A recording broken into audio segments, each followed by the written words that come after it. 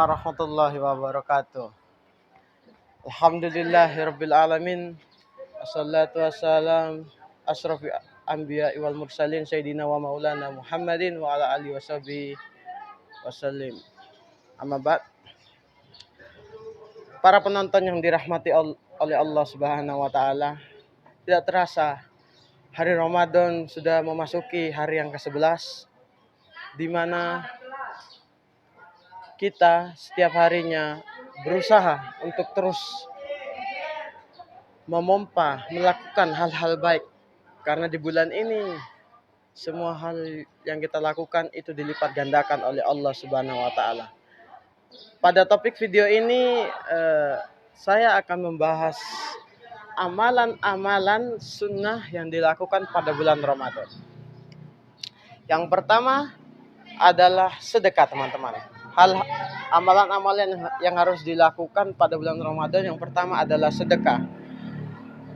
Afdhalu sodakotun fi Ramadan. Sebaik-baiknya sodako yaitu sodako pada bulan Ramadan. Bayangkan teman-teman, sodako di bulan biasa saja pahalanya sudah seperti apa. Apalagi kita membagikan seperti makanan, minuman. Kita sodako juga untuk mempersiapkan sebelum berbuka. Masya Allah, pahalanya banyak sekali ya teman-teman. Sodako. Yang kedua adalah apa teman-teman? Man qara harfan min kitabillahi falahu hasanatun wal hasanatu bi asyari min masaliha. Yang kedua adalah membaca Al-Qur'an. Dari hadis tadi artinya barang siapa yang membaca satu huruf dari kitab Allah, Al-Qur'an, maka baginya satu kebaikan. Satu kebaikan itu dibalas dengan 10 kali lipatnya. 10 pahala, Masya Allah. Jadi yang kedua itu amalan yang harus dilakukan pada bulan Ramadan adalah membaca Al-Quran. Satu hurufnya diberikan 10 kebaikan, 10 pahala, Masya Allah ya. Dan itu dilipat gandakan. Karena apa? Karena kita pada di bulan Ramadan, teman-teman. Jadi banyak membaca Al-Quran pada bulan suci Ramadan kali ini. Pada tadarus maupun sendiri, diusahakan. Saya ada tips untuk menghatamkannya. Jadi kalau menghatamkan Al-Quran itu setelah sholat 2 lembar.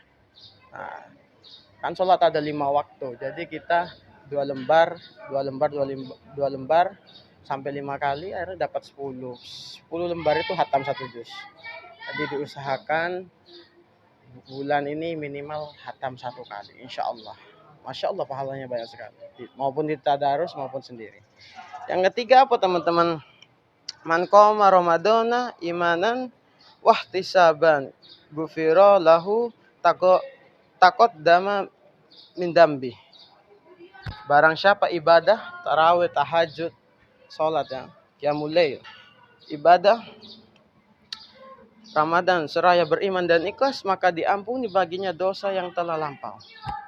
Amalan yang harus dilakukan pada bulan Ramadan yang ketiga adalah qiyamul lail, ibadah malam.